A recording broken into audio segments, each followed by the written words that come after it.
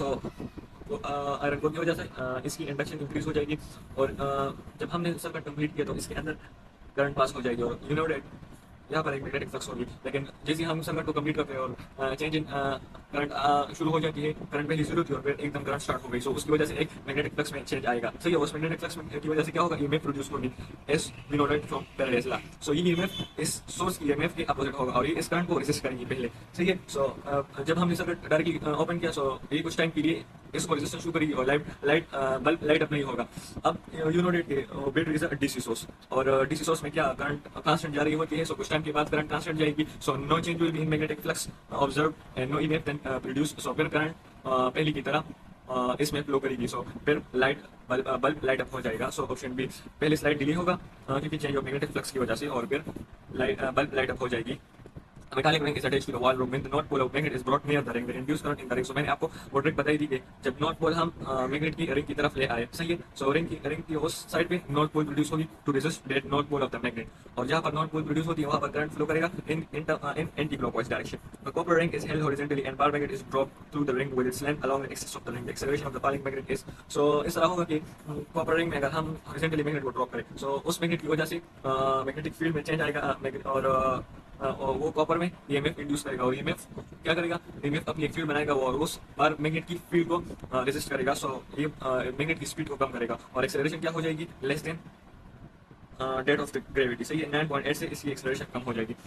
Along hollow cylindrical wire space parallel to the direction of uniform magnetic field which is directed along z axis. The induced current on the surface of cylinder is, so जब uniform magnetic field हो, कोई change magnetic field में नहीं आ रही हो, so there will be no induced EMF, no induced current.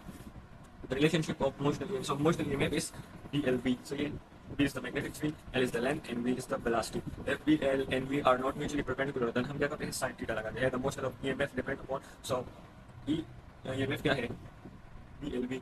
सो ये magnetic field की strength भी डिपेंड करती है, लेंथ ऑफ द कंडक्टर पे भी डिपेंड करती है, स्पीड ऑफ द कंडक्टर पे भी डिपेंड करती है। So all of this, a rectangular loop of wire has an area A.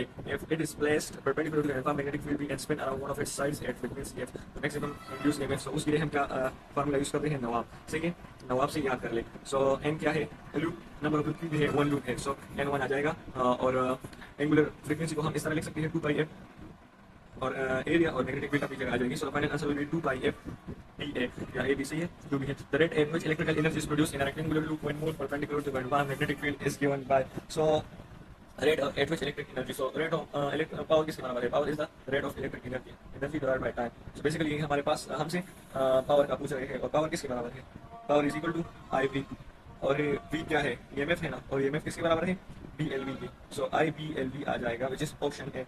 Again, as we go fire with resistance of 10 ohm moves in a non-uniform magnetic field, it loses kinetic energy at uniform rate 4 millijoule per second. The induced current is, so हमारे पास power है, energy joule per second के side है, the unit of power. So 4 milli joule हमारे पास पर second हमारे पास पावर है, और 10 ओम हमारे पास रेजिस्टेंस है, और हमने फाइंड करना है induce current. So we know that power is equal to I²R। सही है, करंट से रेजिस्टेंस हमने फाइंड करनी है करंट को, सो करंट आ जाएगा और रेजिस्टेंस पावर पे डिवाइड हो जाएगा।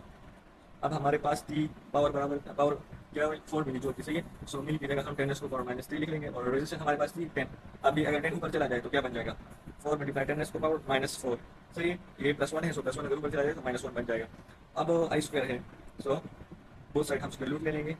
सो अगर 4 स्क्वायर रूट ले लें, सो 4 स्क्वायर रूट किसके बराबर है, 2 के बराबर है, और 10⁻⁻⁴ पे ले लें, सो 10⁻⁻² आ जाएगा। अब अगर हम इस तरह लिख लें कि 20 × 10⁻⁻³ हम इसको इस तरह भी लिख सकते हैं। सही है, पॉइंट इस तरफ है, सो 1 0 की इस तरफ आ जाएगा, और 10⁻⁻1 इसके साथ मल्टीप्लाई हो जाएगा, सो 10⁻³ बन जाएगा, और 10⁻³ किसके बराबर है, मिली के बराबर है। So 20 milli ampere is the final answer.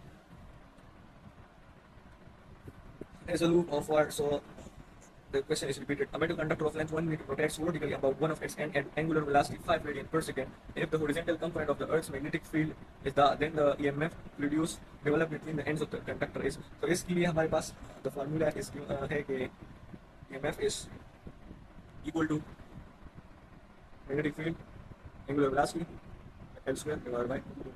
सही है, अब हमारे पास मैग्नेटिक फील्ड थी 0.2 × 10⁻⁻⁴, हमारे पास एंगुलर वेलोसिटी थी 5 रेडियन पर सेकंड, और हमारे पास लेंथ है 1। सो 5 0.2 × 10⁻⁻⁴, एंगुलर वेलोसिटी वाज 5 और लेंथ हमारे पास थी 1 मीटर, और पूरे डिवाइड हो जाएगी। सही है, अब 5 1 5 और 5 × 0.2 will be 1 multiply 0.2 multiply 5 will be equal to 1 और 10 पावर माइनस 4 भी जगह जाएगा और 2 आ जाएगा। सो 1 डिवाइड बाई 2 किसके बराबर है 0.5 के और मल्टीप्लाई 10 पावर माइनस 4। अब हम अगर पॉइंट को इस तरफ ले आए और एक जीरो और लगाए सो 10 को पावर माइनस 2 बन जाएगा। सो 10 को पावर माइनस 4 माइनस 2 किसके बराबर आ जाएगा 10 को पावर माइनस 6 के। So the final answer will B 50 micro 10 को पावर माइनस 6 माइक्रो के बराबर है। So micro volt which is option B मिली की जगह माइक्रो है, सही है। So micro volt.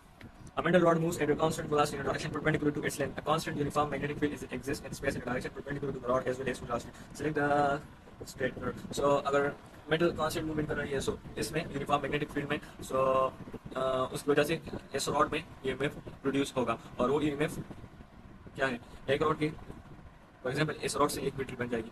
एक साइड पे वोल्टेज हाई होगा, हाई पोटेंशियल साइड होगी, दूसरे पे लो पोटेंशियल साइड होगी। So the correct option is electric potential is plus at centre पे कम होगी और एंड्स पे वायर के एंड्स पे पोटेंशियल हाई होगी। एक पे लो पोटेंशियल एंड होगा, दूसरा हाई पोटेंशियल एंड होगा। इस तरह बैटरी में होता है और इस तरह करंट फ्लो करेगी from high potential to low potential. 2 metre wire is moving with a velocity of 1 metre per second perpendicular to a magnetic field of 0.5 Weber per meter square. The EMF induced is so EMF किसके बराबर है VLP।